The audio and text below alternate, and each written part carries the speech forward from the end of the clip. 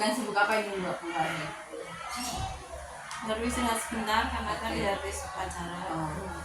Yang waktunya dulu nih Bu Marni nih. Hari Ya. ini saya kita akan ngobrol-ngobrol sebentar terutama tentang masalah bagaimana Bu Marni menyelesaikan kasus-kasus yang ada di sekolah ini. Apakah Bu Marni berkenan? Insya Allah. Oke, alhamdulillah. Nah, pagi ini Bu Marni saya ingin tahu bagaimana Bu Marni dalam mengelola sekolah, dalam mengelola TK Asia 3 Grimo ini, bagaimana Bu Marni bisa memutuskan, terus apalagi ya, menyelesaikan masalah seperti itu. Jadi kali ini wawancaranya sekitar bagaimana seorang kepala sekolah memutuskan sesuatu seperti itu Bu Marni. Semoga kita lancar ya Bu Marni ya.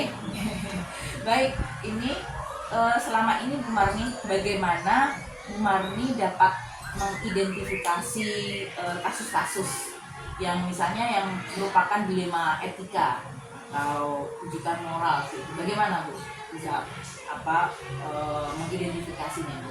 Terima kasih. Selama ini kita bekerja di PAT itu masalah itu kompleks dan banyak. Dan kalau saya mengambil keputusan itu kita timbang-timbang dulu, kita lihat-lihat dulu, kita observasi dulu. Contohnya begini, untuk tahun ajaran baru ini kan kita ada anak yang ABK. Nah, kita observasi dulu. Ternyata memang benar-benar itu menurut kita yang bukan ahlinya itu anak ini mempunyai kebutuhan yang berbeda dengan temannya. Nah, akhirnya setelah kita amati, kita mengadakan deteksi dini tumbuh kembang anak. Kita meminta pertolongan bekerjasama dengan Puskesmas, lalu kita ajarkan DDTK. Setelah itu, setelah ada observasi dan penilaian dari beliaunya yang ahli, ada beberapa anak yang disarankan dirujuk untuk konsultasi di tumbuh kembang anak. Nah, berarti saya berusaha untuk menyelesaikan masalah itu dengan bekerja sama dengan pihak lain yang lebih kompeten. Karena kalau kita menghadapi masalah itu sendirian mungkin tidak akan bisa selesai dengan tuntas. Setelah kita bekerja sama itu, lalu kita menghubungi orang tua. Apa yang harus dilakukan orang tua karena ada rujukan dari pihak yang berkompeten. Nah, setelah kita berkomunikasi dengan orang tua, setelah orang tua ya kita berkomunikasinya dengan cara yang lebih hati-hati, supaya orang tua tidak merasa tersinggung atau terhakimi dengan keadaan anaknya, karena tidak semua orang tua mau menerima situasi dan kondisi keadaan anaknya yang sebenarnya. Mungkin kalau orang tua yang sudah paham ya akan memaklumi, tapi kalau orang tua yang belum paham dengan keadaan anak tersebut, mungkin mereka bisa marah dengan kita. Akhirnya kita mencarikan ahli yang lebih berkompeten, kita memberikan masukan ke orang tua, dan juga kita ajak beliaunya orang tua untuk bersama-sama berkonsultasi kepada pihak yang kompeten. Dan nanti kalau sudah ada komunikasi yang baik, insya Allah nanti penanganan anak ini akan lebih baik. Itu salah satu kasus ya, dan untuk menghadapi kasus tersebut Ibu, menurut Ibu ini merupakan ada dilema apa yang Ibu istilahnya Ibu rasakan saat itu? Dilemanya gini, satu masalah kalau kita bicara dengan orang tua, harusnya kita ya lebih hati-hati menjaga perasaan, juga kita harus menjaga nama baik sekolah. Nah, tuh. Yang kedua, dilemanya juga dengan guru. Karena guru kita tidak dibekali dengan ilmu yang memadai, tentang menghadapi anak yang tanda kutip berbeda ini tadi. Makanya kita berusaha mencari ahlinya, orang yang memang mempunyai ranah untuk hal seperti tersebut. Kita ajak untuk bekerja sama ya, bekerja sama menghadapi anak-anak yang seperti ini. Nah itu selama ibu menjadi kepala sekolah, terus ya tentu menghadapi banyak kasus ya Bu ya, banyak masalah seperti itu. Bagaimana ibu menjalankan pengambilan keputusan di sekolah itu tuh Bu, terutama untuk kasus-kasus yang kadang-kadang ini ya ada dua kepentingan yang sama, ini benar, saya harus bagaimana, seperti itu, gimana Bu caranya? Kalau ada kasus yang memang ini betul, ini juga harus dilaksanakan, semuanya harus dilaksanakan. Tapi kita kalau mengambil keputusan ya memang keputusan kita itu benar. Nah akhirnya kita mengambil jalan tengah. Umpamanya seperti tentang buku yang dikeluarkan oleh organisasi. Itu biasanya kita tidak mengambil bukunya. Tidak diberi mengambil buku, tidak membeli, karena memang kebijakan kita seperti itu dan kurikulum kita kan tidak menghalalkan anak memakai RKA. Nah akhirnya kita begini cara mengambil keputusannya. Kita tidak mengambil, tapi kita juga harus loyal kepada organisasi, karena organisasi ya harus hidup dengan biaya yang harus ditanggung ditanggung bersama. Akhirnya kita tidak membeli, tapi kita memberikan kompensasi atau apa ya, kayak royal apa ya? Ya ini semacam royalti ya, kompensasi itu tadi. Jadi organisasi kita juga ikut terlibat dalam pembiayaannya, juga menjadikan apa ya organisasi biar hidup. Kita juga tidak menyalahi aturan dari kurikulum yang kita pakai, dan anak-anak juga tidak harus kita paksa untuk menggunakan RKA seperti kegiatan. Jadi ada jalan tengah gitu ya, supaya semuanya berjalan dengan baik. Dan kita sebagai lembaga masih tetap berkontribusi gitu ya bersama organisasi seperti itu ya. Oke, wah keren banget Bu langkahnya. Jadi kemudian apa Bu prosedurnya, seperti apa yang biasanya Ibu lakukan selama ini kalau ada kasus gitu, terus ada prosedur langkah-langkah apa yang dilakukan? Kalau ada satu kasus kita observasi dulu. Observasi Semacam tabayun gitu ya. Observasi, nanti kita bicarakan bersama. Setelah itu nanti kita briefing bersama. Kita dengan teman mencarikan solusi, kita rembuk bersama supaya ada pendapat dari teman-teman ini, nanti kita kumpulkan hal yang terbaik, baru kita ambil keputusan. Yang kita tidak melanggar etika, tidak sopan santun, juga perasaan, juga edukasinya juga tidak tertinggal juga. Kalau kita mengambil keputusan itu tidak mesti pas gitu, tapi kita berusaha paling tidak ya 90% kita bisa mengambil keputusan yang selayaknya harus kita ambil, yang tidak merugikan pihak lain dan tidak merugikan banyak orang ya kepentingan orang lain, kepentingan kelompok itu harus kita jaga. Oke Bu, lalu hal apa saja nih yang selama ini menurut Bu Marni anggap efektif gitu Bu dalam pengambilan keputusan, terutama dalam kasus-kasus yang berkaitan dengan dilema etika? Kalau masalah dengan anak, kita bicarakan bersama-sama dengan dewan guru, baru kita putuskan. Tapi kalau masalah intern guru, kita bicarakan dengan yayasan. Jadi nanti keputusan yang kita ambil itu kita hasil musyawarah dengan yayasan. Jadi tapi tetap harus ibu mengobservasi dulu gitu ya. Kita cari jalan pertama dulu, kita ini apa ya sebaiknya kita lakukan ini. Setelah ada tindakan-tindakan yang kita kerjakan kok kayaknya belum efektif, kita belum seperti yang kita mau, akhirnya kita nanti kalau untuk anak kita kumpul bersama, komunikasi dengan guru-guru dan juga dengan bersahabat.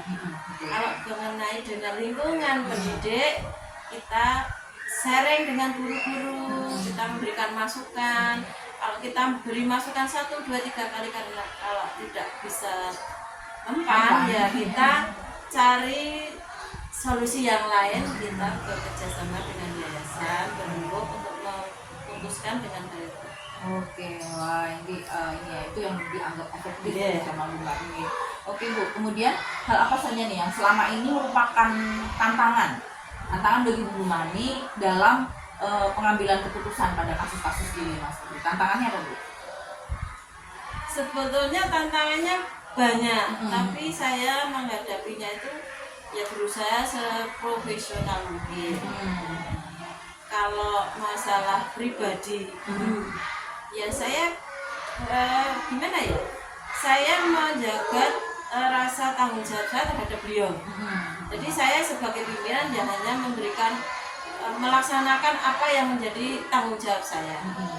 Kalau sebagai dengan wali murid, saya juga harus menjaga nama baik itu lebih utama, menjaga etika juga lebih utama. Makanya kita harus banyak-banyak berkomunikasi dengan bahasa yang baik, dengan yang santun. Sikap kita dengan orang tua ataupun dengan sesama guru ya kita saling menghargai, saling mendukung.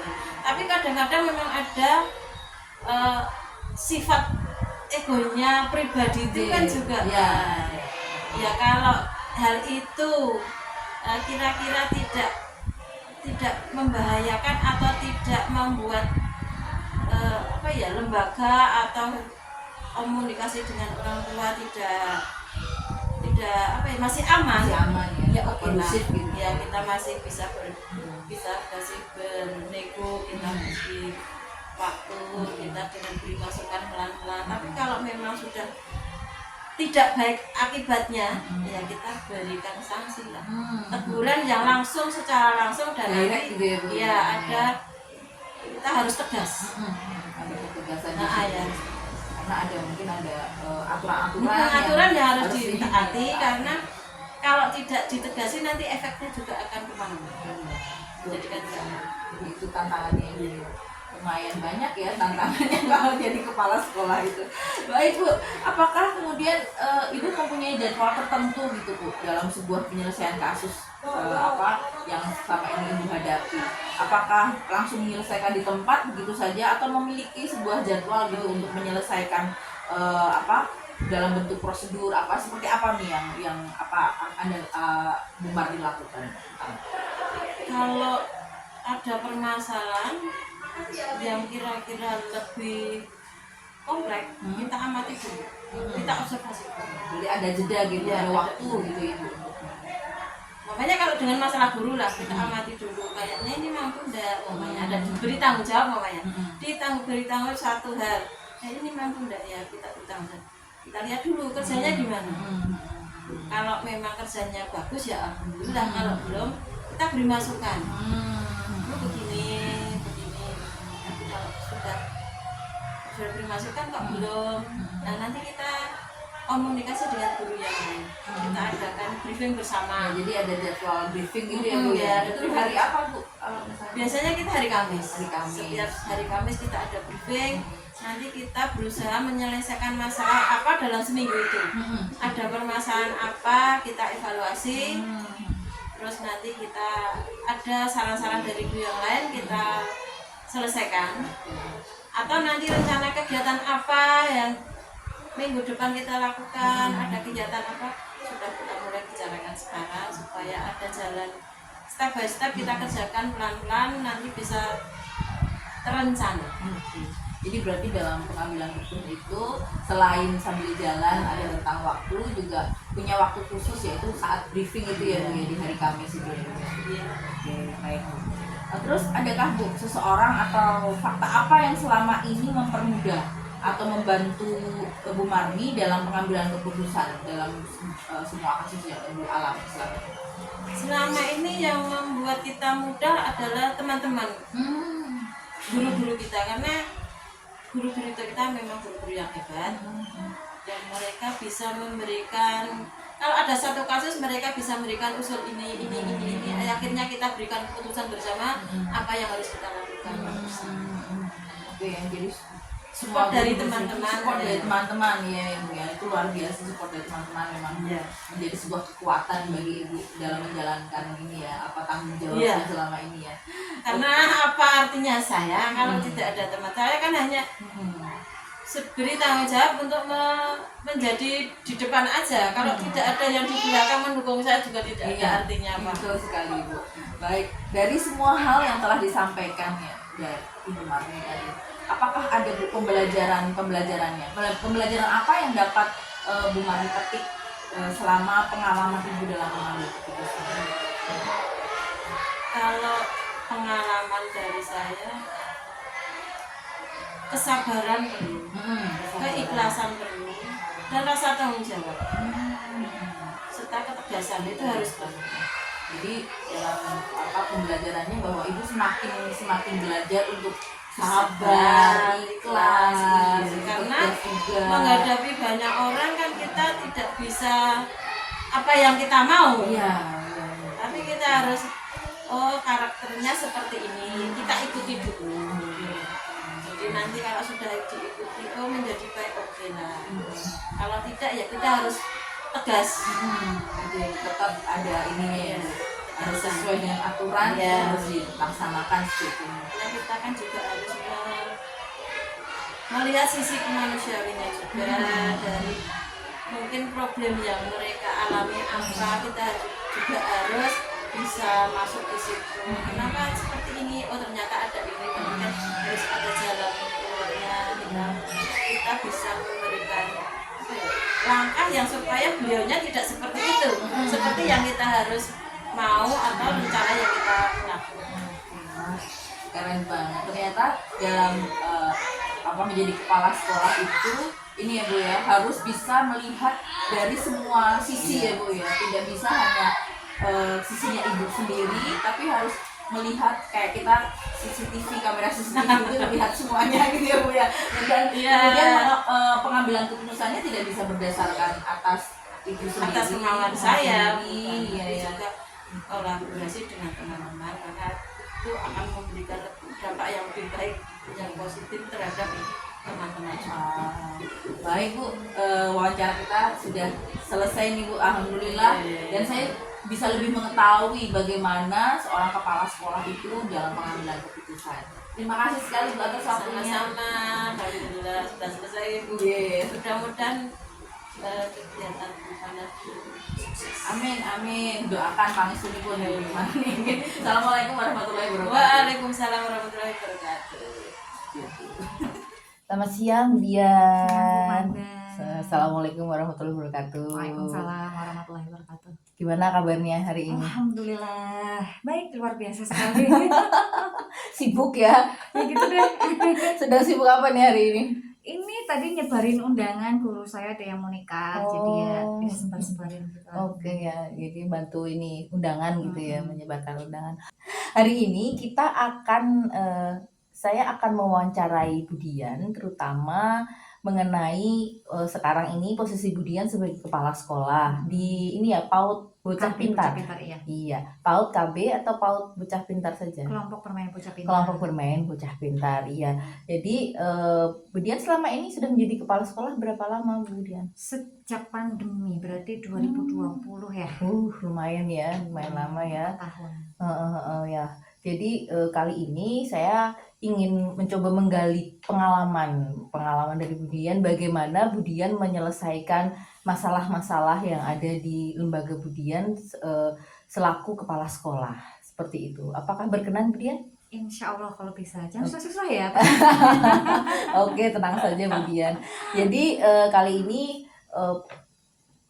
kita akan membahas tentang ini kasus-kasus yang merupakan dilema etika atau bujukan moral gitu. Jadi dilema etika kan berkaitan dengan bagaimana masalah antara keadilan dan kekasihan seperti itu, berkaitan dengan individu atau kelompok gitu, antara masalah ini yang benar lawan benar atau benar lawan salah, dan bagaimana Budian mengatasi masalah tersebut. Juga mungkin ada kasus-kasus atau pengalaman masalah yang berkaitan dengan rujukan moral, misalnya berkaitan dengan moral seperti itu. Apakah sudah bisa ada gambaran, Budian? Sepertinya, tapi kasusnya mungkin aku yang skup kecil aja ya, Oke, maksudnya yang oke. dalam bayanganku Iya, aja. iya, tidak masalah Budian. Baik. Nah, untuk itu selama Budian menjabat sebagai kepala sekolah, Iya. bagaimana Budian dapat mengidentifikasi kasus-kasus yang merupakan dilema etika dan rujukan moral itu? Mengidentifikasinya gimana kalau Budian? Kalau saya lihat ke niat baiknya dulu sih sebenarnya Bu Pandan. Jadi ya pujukan moral kan berarti kan ada baiknya sebenarnya ya. Cuman kita kalau melakukan itu kok ada rasa risihnya, benar apa enggak gitu kan ya.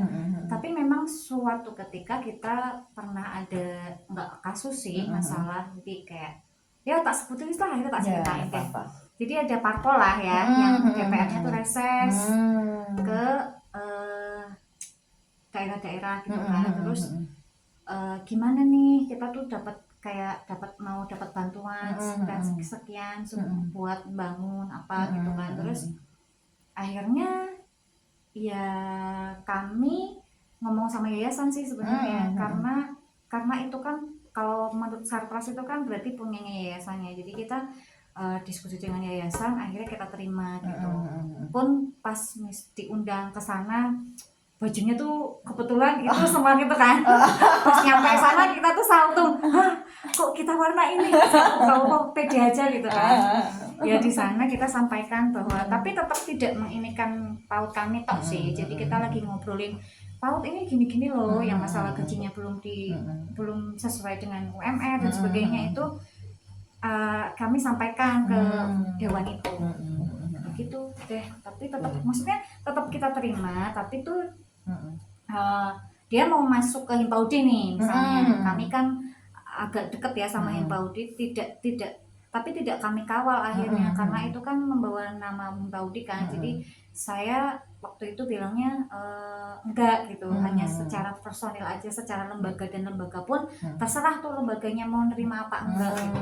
Itu ya, itu kalau menurut Budian itu merupakan itu tadi ya, pengalaman tentang kasus rujukan moral. Kalau tentang dilema etika sendiri seperti apa Budian? Kalau dilema etika, kalau menurutku masalahnya cuma di orang tua murid sama guru. Ya kan, kadang orang tua murid bilangnya begini-begini kan. Saya juga pegang kelas, tapi kan kelas kami kan dibagi dua. Kadang bu orang tuanya kepengennya yang kelas yang dipegang sama guru saya begini-begini, tapi menurut guru saya begini-begini gitu. Kalau saya sih mengidentifikasinya ya apa ya, tabayun lah kalau bahasa Islamnya. Jadi aku butuh dua-duanya ngomong gitu, nggak cuma dari satu pihak aja gitu. Cukup pandang. Berkat dulu ya, soalnya kayak. Nah, kemudian jadi tadi itulah cara Budian mengidentifikasi bagaimana kasus-kasus itu termasuk dilema etika atau rujukan moral seperti itu ya. Jadi memang sepanjang Budian menjadi kepala sekolah selalu ada aja gitu ya masalahnya ya. Baik Budian. Jadi selama ini bagaimana nih Budian menjalankan pengambilan keputusan di sekolah? Terutama untuk kasus-kasus yang seperti itu, yang misalnya ada dua kepentingan yang sama-sama benar, misalnya ini benar itu benar, tapi kemudian Budian harus tetap memutuskan gitu. Gimana Budian? Iya, jadi saya seakan-akan harus baik ke semuanya ya, padahal kan kita nggak bisa seperti itu. Tapi ya itulah pun tadi yang kalau misalnya masalah dengan Sarpras dan sebagainya, saya tetap bilang yayasan ya. Jadi ada diskusi dan minta perhatian lah dari yayasan, dan itu keputusannya diputuskan secara bersama tapi dengan ini kan yayasan. Tapi kalau misalnya masih di sekolah ya saya sendiri kan otomatis nggak nyawe kebiasaannya gampangannya. Jadi saya juga berusaha ini sendiri, ya itu tadi. Jadi saya mengambil keputusan yang tengah-tengah, jadi tetap tidak memihak salah satu. Jadi kalau saya sih dua-duanya saya terima, terus saya pahamkan, terus tapi nggak memihak juga. Jadi saya berusaha gampangannya kayak nengahi. Jadi nek ke orang tua ya kita sama-sama yuk pun, kalau jenengan kepengen kayak gitu nanti saya sampaikan ke gurunya. Ke gurunya juga sama gitu. Kalau jenengan kepengennya wali murid yang ngono ya engko tak sampaikan ke wali muridnya. Jadi sama-sama enak gitu loh jalannya gitu. Oke. Jadi intinya apa yang mengambil jalan tengah yang dimana keputusannya itu bisa sama-sama tidak memberatkan satu sama lain seperti itu ya. Baik. Dan kemudian dari kasus-kasus yang apa atau masalah-masalah yang terjadi, adakah apa langkah atau prosedurnya itu seperti apa yang biasanya dilakukan selama ini? Kalau aku apa ya? Kayak wawancara ya. Jadi kalau di kami itu seperti kita tuh menciptakan sekolah yang homey gitu. Gitu artinya kan maksudnya seperti di rumah sendiri gitu. Wali murid pun kalau ke kami pun enak gitu loh Pun. Jadi kayak cerita yuk kayak koncone dhewe. Aku tidak pernah menempatkan diri sebagai kepala sekolah di depan mereka. Jadi kayak teman gitu kan, karena kita sedang bersama-sama ngopeni anak ini gitu kan. Apalagi sekolah kemudian inklusi ya. Iya, jadi ya gitulah. Jadi karena keberagaman itu, jadi ya kami menciptakan lingkungan yang itu ya, maksudnya inklusi. Terus aku mau ki aku ngomongin langkah-langkahnya itu, prosedur dalam pengambilan masalahnya seperti apa? Dari wawancara, terus aku putuskan mana yang salah dan yang benar. Sebenarnya nggak ada yang salah yang benar sih, selama ini tuh nggak ada yang kayak gitu sih Pun. Jadi cuma jalan tengahnya wae, jalan tambah tengahnya gini itu tadi ya. sama ini kalau misalnya aku tidak bisa, tuh aku biasanya tanya-tanya, mungkin ada kasus yang sama denganku dengan sekolah lain, atau tanya ke psikolog. Kita punya psikolog ya kalau di sekolah. Atau kalau misalnya sudah sangat ini ya aku mau nggak mau harus menegur guruku kalau menurutku itu salah gitu kan. Menegurnya tapi yo kan aku ra iso marah ya, jadi menegurnya aku tuh selalu apa ya, ngasih contoh lah. Apalagi di tempat saya kan ada yang genset gurunya, jadi dia kayak nggak punya inisiatif, jadi harus ditunjukkan. Harus ditunjukkan dan harus, Mbak kamu tuh ini loh gini gitu loh. Kalau nggak digituin nggak jalan gitu kan. Jadi ya itu, jadi aku lewat keteladanan. Orang keteladanan sih, aku nek ngomong keteladanan nih kayak gimana, aku yang paling baik sendiri. Memberi contoh lah. Ya, gampangnya aku melakukan dulu, baru aku kepengennya dia juga ngeliat aku kayak gitu, sama gitu. Gitulah. Oke, ya itu langkah-langkahnya sebenarnya lebih ke mengalir ya. Maksudnya nggak ada prosedur khusus yang ada SOP-nya gitu ya. Kalau ada ini harus seperti ini, langkahnya seperti itu ya. SOP-nya di itu, TPPPK. Oke, lalu hal apa saja yang selama ini yang kemudian anggap ini efektif dalam pengambilan keputusan pada kasus-kasus yang dilema etika seperti itu? Efektif. Yang menurut Budian itu efektif. Efektifnya itu pas tabayun itu sebenarnya. Jadi aku melihat kejujuran. Klarifikasi ya. Betul, klarifikasi. Jadi ternyata tuh ini toh maksudnya. Oh gitu toh maksudnya, dia tuh kepengennya begini. Terus apa namanya? Kadang tuh prasangka sih sebenarnya. Guruku prasangka ini suuzon lah gampangnya, prasangka buruk kepada wali muridku. Terus wali muridku juga. Dan dari situ kan terjadi klarifikasi, maksudnya itu begini, enggak maksudnya bukan yang begitu kan. Akhirnya ketemu titik temunya itu loh Pun. Ya, titik temunya. Jadi ketika sudah mengklarifikasi kan ada data-data. Ya kan, ada data-data, kemudian ada data-data yang memang pasti dari orang yang bersangkutan gitu. Itu menjadi dasar Budian untuk ini ya mengambil satu keputusan gitu. Jadi dari data-data tersebut seperti itu ya Budian. Oke, jadi menurut itu lebih efektif ya karena memang mengklarifikasi. Terus aku juga nggak berat sebelah kan. Tidak seakan-akan membela ini atau itu. Terus Pun apa ya, itu kan biasanya kasusnya ke anak ya. Sama anaknya tuh aku selalu berusaha membuat mereka nyaman juga kan. Kalau anak-anak nggak bisa dibohongi, mereka tahu mana yang tulus sama mereka, mana yang enggak gitu tuh. Aku yang ngasih contoh ke guruku kayak gitu. Aku berusaha sama anak-anak tuh friendly gitu kan. Aku tuh kepengen menjadi sosok guru yang dikangenin mereka. Kalau aku seragamnya udah beda kan udah ditanya, Bunda mau kemana? Bunda mau rapat ya? Kan seragamnya beda pasti cuma kayak gitu. Ya Allah.